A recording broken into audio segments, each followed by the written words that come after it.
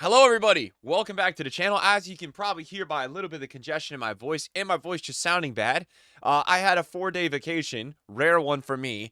Got back yesterday, watched 10 hours of football, was screaming, 2 penalty shootouts. The whole day was crazy. The whole day was crazy. I've already lost my voice and I'm congested because I just woke up and we're back to the grind. We are recording a video today. We're going to be talking about my predictions for the Euro semifinals. Now, I know we have a lot of Copa enthusiasts on this channel. We will also be doing another video for that. When we get to that, we're going to focus on the Euro first.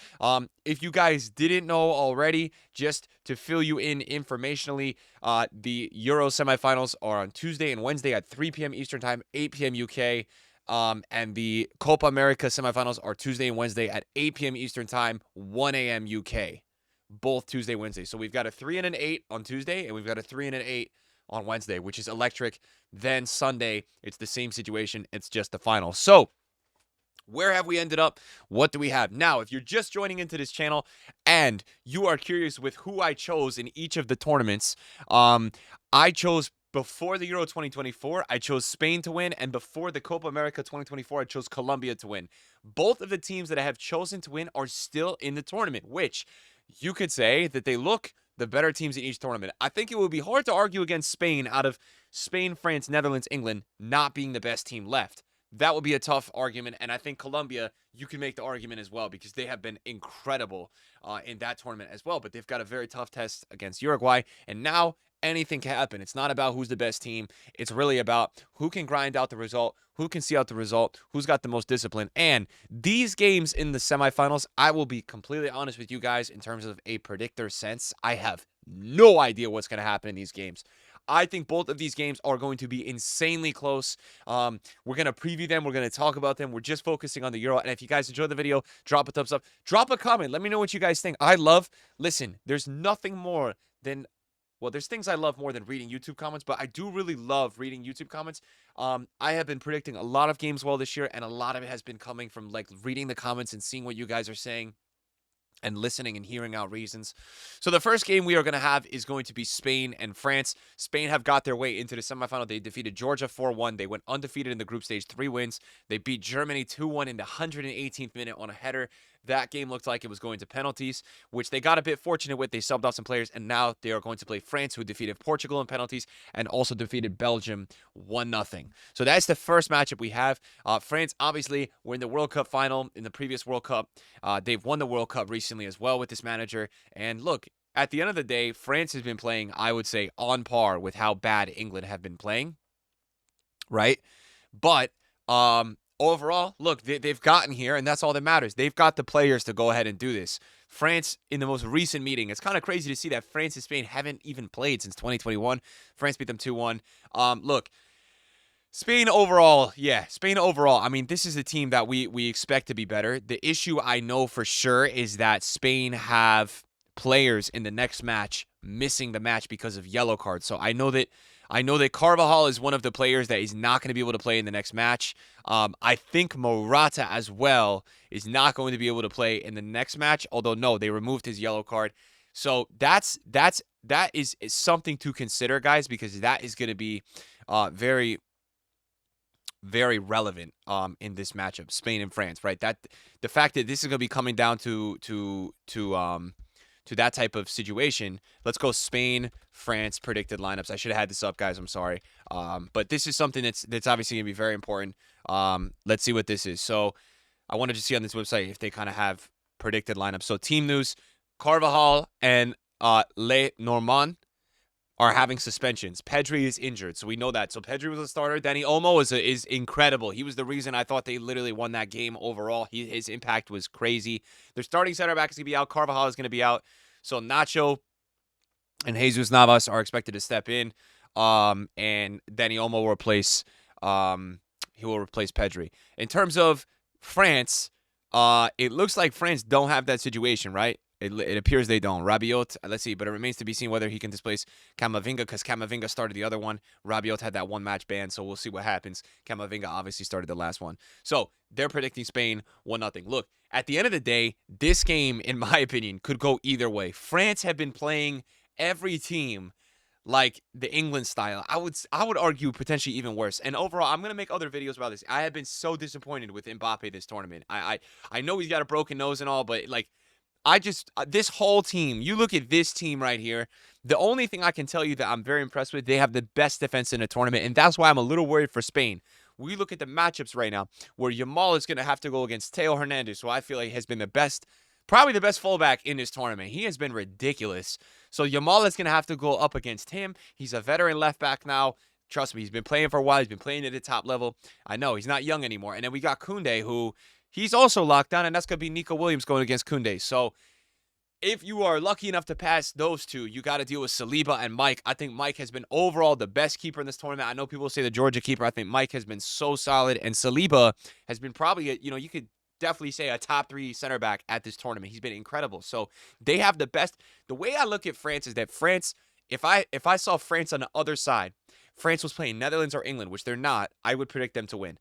I don't think they play good. I don't think they play well, but at the end of the day, they have a monster midfield of defensive mids. They don't concede. And if you get past those, you got to get past the best defense of the tournament.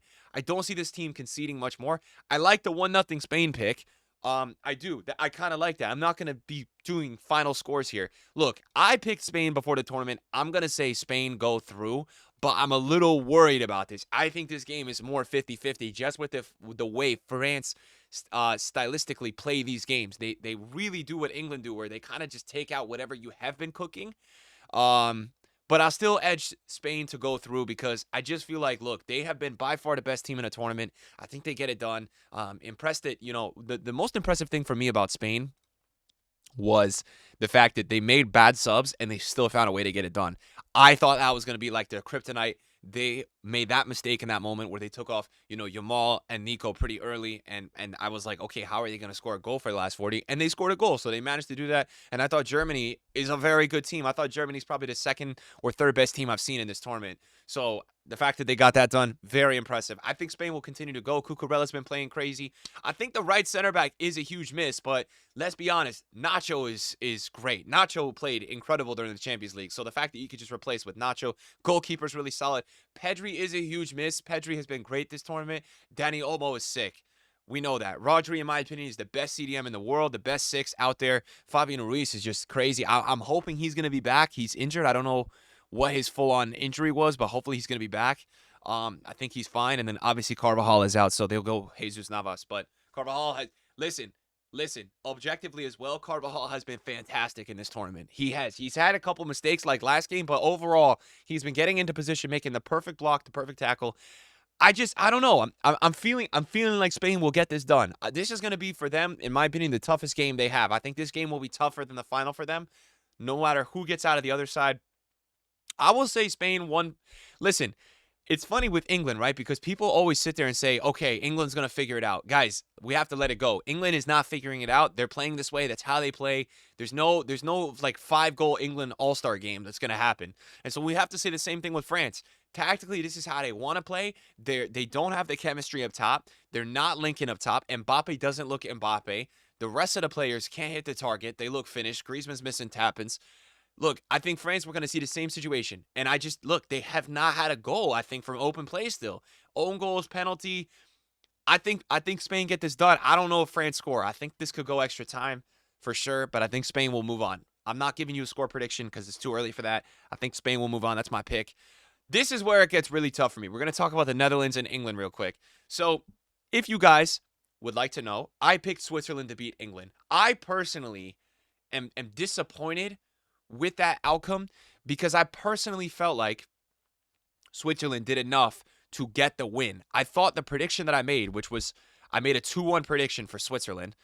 I thought that prediction was a really good prediction because if we look at the last 10 minutes of that game, Switzerland had more than enough opportunities. I did not like their substitutions. I thought they took off a lot of attacking players. They had players like Fabian Schär and Zuber in positions to score who are not players that are going to get you goals. So I was really annoyed by that. I thought if they kept their attackers, they would have done a lot better. England obviously got saved by Saka. Look, England every game have had individual talent saving them. They have so much talent on their team. Jude Bellingham, Saka. These guys are just clutching up every time for them.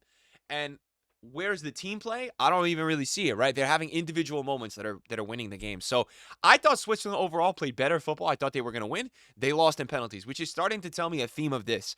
England are just inevitable. They have the worst manager internationally I've ever seen. This guy has no idea what he's doing, and they find a way to win every game, which is why I'm starting to get a little bit nervous, because I think all these international managers are very incompetent.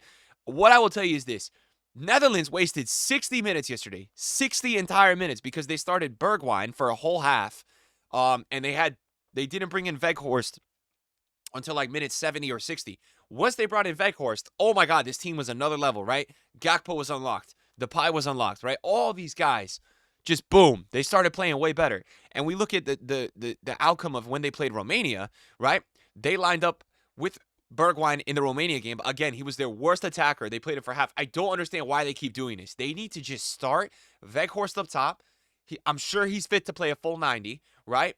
Find a way to get, if you want to keep Depay in the lineup, who I don't think has been anything great. I thought he was okay yesterday. Do it. But I don't see the point of Bergwijn. And that's why I'm like, these international managers, same thing with Germany. Why do they waste time with Havertz? Just play your best players. It's like, it's driving me crazy. England, just play Palmer. It's like, these guys are so clueless, but they had a good game against Romania. Malen, who came in at the end and scored a brace. I don't even think he saw the pitch yesterday. Did he even get subbed on? No, they didn't even sub him on yesterday. So I don't, how do you score 2 goals in a knockout game and then the next game you don't play? What? Right? They also lost to Austria, who got knocked out by Turkey. Then they beat Turkey, right? So they beat Turkey. Now they play England. In terms of, a head-to-head preview recently, Netherlands beat England in 2019. That doesn't really matter. England beat them 1-0. Netherlands beat them 3 out of the last 4 times. Look, I'm going to be rooting for the Netherlands. It pains me to say this. I think England are going to get to the final. I do. I don't know what it is about this team. They're playing terrible. And I don't even really think the players on this team are crazy. I think they've got a couple really good talents with Saka and Jude that are just clutching the game for them in moments that they need it. So I expect this game to not be the prettiest game. There's a part of me that, I could see maybe Netherlands winning this if they score a couple times. But England just seemed to somehow stay in all of these games, either come back or, get the game to penalties, which is what Southgate doesn't seem to mind to want to do. And, bro, England and penalties are a joke. Like, we saw England's penalties yesterday. Now, Pickford, he made a save. He's not a great penalty saver, but their takers are crazy. The players they have taking penalties are insane. If you guys watched that shootout yesterday, you would know. It's just like, what? And the same thing with France. So that's why I expect France and England, I'm assuming, will not be disappointed to get in a situation where it's a penalty shootout. I think that will favor both of those teams. Look, it pains me to sit here and say that, France-England could be a final, because that will be a bore fest. It will. It's just not the football that we want to see. We watched Copa America last night, Uruguay-Brazil. It's a scrappy 41-foul, crazy, non-fluid game, and it's more fun because they go for goal. They just attack. They don't do this pointless possession with the center backs. They don't really do all this diving with the players and wasting time. So that would suck. But I could see France playing for that. So what do I want to see? Spain, Netherlands. What do I think we will see? I think we will see Spain versus England. I think England will find a way to just get it done. Netherlands haven't overly impressed me. I think they're a good team, but I'm not saying England have impressed me more, but I just feel like England should be out of this tournament. Right now, they should be out of this tournament. They are, look, the group stage, they were crap. The knockout stage number 1, they had a Jude bicycle kick and a Kane rebound. Yesterday, they had an insane goal from Saka. It was their only shot on target. They won in penalties. It just feels like if England play 10 or 20% better out of any of these recent games, I mean, they're playing so bad and they keep winning. So it's hard to choose against a team that's playing terrible, but they keep winning. And you could say the same with France. I just think Spain are too good. I think we are seeing what we saw from Mbappe in Russia in 2018. I think we're seeing that with Yamal this tournament. It's his time. So I expect to see Spain, England. I want to see Spain, Netherlands. The craziest part about these Final Four, I feel like we've gotten to some tournaments previously. I think the World Cup was an example. I don't think Morocco is capable of winning the tournament. I just don't think so. I think Morocco is playing France, in the semifinal. The beauty of these 4 teams left, I think any of these 4 teams can obviously get to the final and win. Netherlands, I see a path where they can win. Spain, I see a total path they can win. France, England, same situation. All 4 of these teams can win, and that's why these semifinals are going to be electric. Let me know who you guys think is going to win. What are your picks? Drop a comment. Thanks for watching. Appreciate you guys. Peace.